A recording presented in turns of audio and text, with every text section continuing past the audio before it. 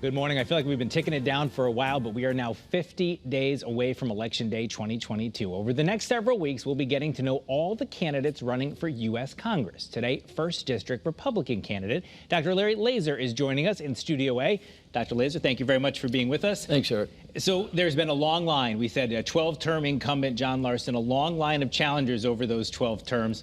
Why are you the guy who thinks he can beat him? I think it's a great time in my career to do this. I'm 60. I've been a physician at Hartford Hospital for 32 years, talking to patients every day and hearing what the issues are. As you say, John's been in office for 24 years, and I think we could push back on a lot of things he's doing.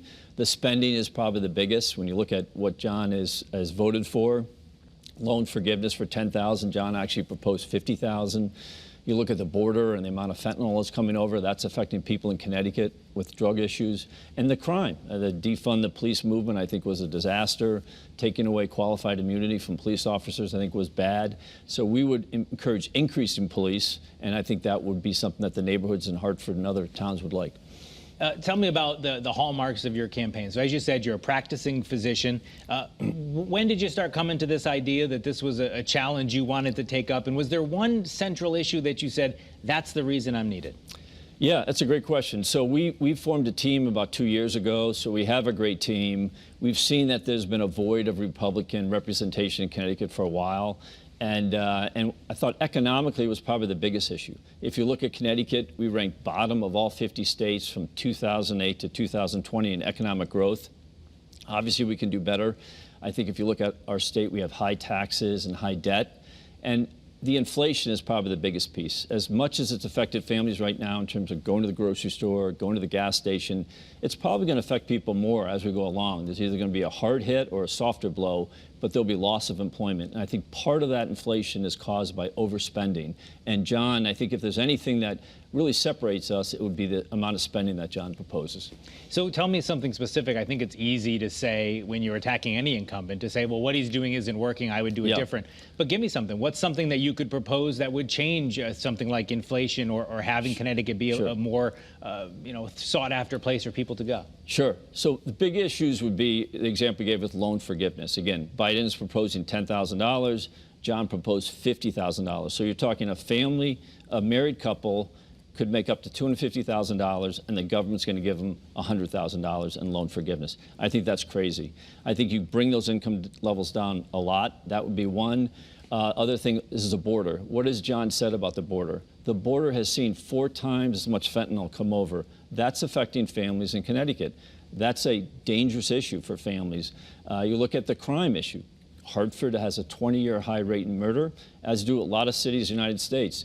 That's, I think, a reflection on defund the police, talking about police in a negative way. I think we need oversight. I think we need police to be responsible, but I'm pro-police, and I think when you talk to people, they really want more police in the neighborhood because the biggest deterrent to crime is the presence of police. You're in West Hartford. That's where you live. Raised your family there. And in your campaign website and materials, you talk a lot about that. Raising a family there, working in the community. How does that experience, talk to the candidate, Larry Lazor, as opposed to the dad and the doctor? Sure. Yeah. No, I think we all are influenced by the environment we grow up in. I am lucky to grow up in Central Connecticut. Look, Connecticut's a great state. And I think we just want to make it better. When I look at all these issues, I'm saying, look, we have good education, we can make it better. We have good health care, but it's really way too expensive. We should make that better. The border could be better, and all these things could be better.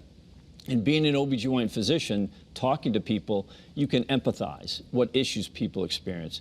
Almost every family experiences some mental health issues. We need to increase those services. So I think being a physician, you've had a window into families and understand what the problems are.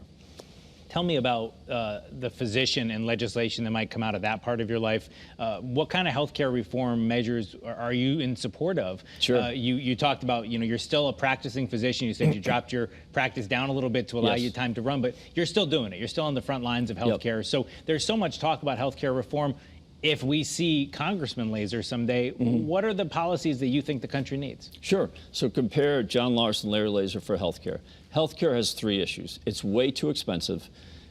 In the numbers that were released Monday, healthcare insurance went up 24%. 24% in 1 year. We already had incredibly expensive health care. So health care in the United States is too expensive. It's too confusing. People don't know which covered, what's not, how much am I going to pay for, and there's too much discrepancies in care. So you look at inner city Hartford. They have lags in terms of the quality of health care. We need to change that. We need models that can promote those things. And I think the models we're talking about, value-based health care. I think a lot of Democrats would push back on that and say that Democratic proposals have brought more health care coverage to more people. Do you see that in your practice, that there are people who are now covered because of Democrat-supported policies? And how would you, as a Republican congressman, potentially deal with that? No, you bring up a good point. Everyone needs health care coverage, and I'm totally in agreement with that. What the Democrats have done, they've taken a small segment of the population and given them insurance at a very low cost. What happens to the average American with that? Their rates go up. We had Obamacare. We said, oh, the rates will go down. Rates have doubled. So yes, everyone needs health insurance. But what we have now is we have a system where they'll say, hey, we've insured an additional segment of the population, but at the cost of everyone else. So when you get a discounted amount for insurance, other people have to cover for that. And I think that's the problem. If you say the average cost for a family of four is $24,000 a year for health insurance, that's a killer for families. That's a killer for business. One thing that Congressman Larson's been outspoken about for 5, 6, 7 years now is the changing of the highway system around Hartford. He proposed a tunnel. Now there's sort of a combo plan out there that the state's talking about. It's a $17 billion plan, Dr. Lazor, and I know you've talked a lot about spending. Yeah. Where are you on that? Because that's something that our viewers, if they drive through Hartford, whatever happens there is going to impact them. Do you support that plan? Absolutely not. Exactly. It was $17 billion 3 years ago. Look at the cost of construction now. Look at the Big Dig in Boston. Look at our Pier project in New London. $17 billion. It'd probably be like $30 billion if you put it through. $30 billion that you say could be better spent. We need to fix our highways, make sure they work well. You could cap 91, but to tunnel 84 and 91 and spend that amount of money in a city of 120,000 is crazy. So again, one of the biggest differences between John Larson and Larry Lazor is spending. I would not put money there. I would put money into teachers, education, mental health professionals, policing, economic growth, much more so over tunnels. I think, John, that's a pipe dream to say we're going to tunnel the highways. He's been talking about it for 10 years. Nothing's happened. If it doesn't happen the year we have infrastructure bill going on, it's never going to happen. We only have a few seconds left. I look back through all those challengers. 38% seems to be the high Republican vote total of those challengers. You got 30 seconds or so. What's your pitch to voters why you might be different than those numbers? I think there's a great opportunity right now. If you look at economic, we can do better in the United States with better economic policy, less spending. Healthcare is huge. It's way too expensive. I have the inside track in terms of how to do that. You look at crime in inner cities. I love the inner cities. I've spent many visits going into Hartford, probably about 30 in this campaign.